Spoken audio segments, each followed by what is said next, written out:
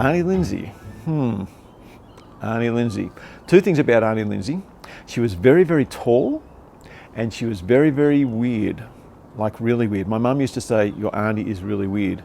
And the reason she said that was because she was really weird. I only met her a handful of times, but each time she seemed to get weirder and weirder. But because I like weird, she was sort of fun to hang around. She had that really, really flary writing that some people like that have. And she used to come around to our house maybe twice a year. And you always knew when she was coming because she sort of sang as she came around the driveway. But the other thing is, as you come around our driveway to come around the back, you can only see people that are really tall, and you could always see the top of her head. And I used to think, here comes weird Aunty Lindsay, this is going to be fun. The thing about Dad and Aunty Lindsay was that they came from a very, very wealthy family. Norman and Lillian Ramsden were extremely wealthy, and they lived in South Yarra, and they had squillions of bucks, which I never saw, which my father never saw. And the reason he didn't see them is because, you see, he made the decision to marry a very poor girl from Balwyn. Mum had no money at all. They were from a very, very poor family, and my father's parents were real socialites, and they hated the fact that he was marrying somebody who was poor. In fact, when they got married, they started to build a house, but they lived in a garage. They built the garage first, and his parents refused to go around because it was way too embarrassing for them to know that their son was living in a garage. Mum didn't care, Dad didn't care, her parents didn't care, but Dad's parents certainly cared. So much so that they even wrote him out of the will. So I could have been a very, very wealthy person. Now, I grew up and got married to Flerina, and we had our first child, Melody. And when Melody was about 18 months, I suppose, I'd had in the back of my mind for quite a while, I really wanted to catch up with Aunty Lindsay, who'd now moved to New Zealand years and years and years ago. And I really wanted to find out more about my father, because there was so much about him that I didn't know because he died so young. And one day my mother, who knew that this is what I wanted, she arrives at our doorstep with a couple of tickets for us to go to Auckland. She said, "You've got 3 days to try and find Aunty Lindsay." Now, the only things we had were letters which said that she lived in a place called Beach Haven. So Floss and I got on an aeroplane, headed to Auckland, and when we got there, we took a taxi out to the address that we had, and there was nobody there. And so we sat on a couple of suitcases for a couple of hours, and then it got dark, and we thought, okay, maybe she's not here, or maybe she's moved, because that's the last address we had from a few years ago. So we went and stayed at a hotel, and we came back in the morning and sat on suitcases again for another couple of hours, but nobody arrived. And we figured, we've only got 3 days, we better do something about this. So we walked down into the township of Beach Haven, and we started asking in the shops. And all we knew that her name was Lindsay, probably Lindsay Varley. We think she might have had a dog. And so we started asking questions, and nobody could give us any answers until we came to the op shop. And in the op shop, I asked a question. The lady said, the name rings a bell. But a guy at the back goes, "Lindsay Varley, yeah, I know Lindsay Varley, the one with the little dog Peppy." And I said, that'll be her, that'll be her. And the guy comes out, "Yeah, mate, look, I just heard that about 3 days ago she's gone into hospital. I think she's got a collapsed lung." I went, "Oh.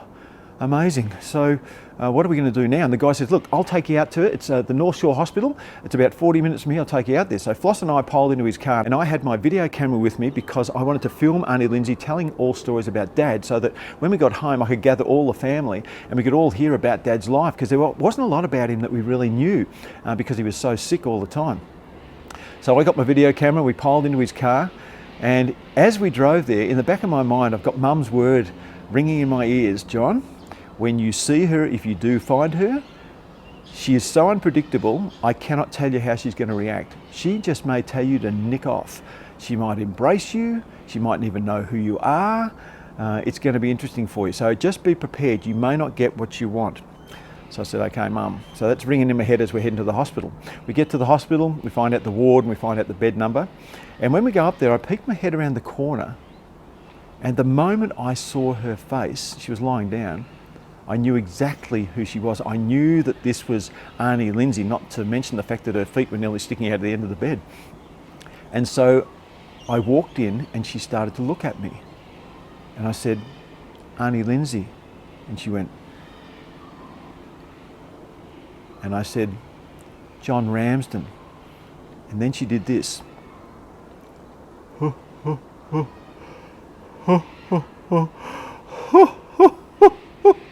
She was really weird, remember? And she broke into this hysterical laughter, even though it was really hard for her because obviously she didn't have much breath. And for the next hour and a half, we had the most wonderful, wonderful time. And she told stories about Dad, things that I'd never known before. And I'm videoing her. I've got like about an hour of footage in this video camera. In the end, I took off, we said goodbye, we got on a plane, came home. And about a week later, I gathered all the family together and I put the VHS ready to watch in the lounge, and we all had some tea and everybody was there, and I was sort of telling bits and pieces about it. And Melody was just lying on the floor in the lounge room. And when we finished tea, we all gathered in the lounge room, and I said, hey, this is the story, this is what happened when we tried to find her, but here's the footage of her talking about Dad. So I pressed the VCR, and up comes Wide World of Sports. And good afternoon. Hang on, is this the right VCR? I pull it out and I go, it is. Oh, I must wind it on a little bit. So I wound it on a little bit. Wide World of Sports. And then I'm thinking, while we're having tea, Melody was right next to the VCR player.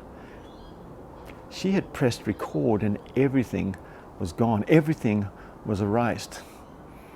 Can you blame her? I want to, but I can't. She was only 18 months old. Sorry, Dad. But I was able to recall a few stories and tell everybody. But the fact that I'd even caught up with Aunty Lindsay was really important. Families are interesting, aren't they?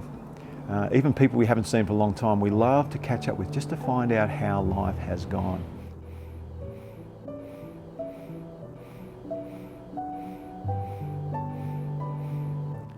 Aunty Lindsay died 3 days after we were in New Zealand. How's that for timing?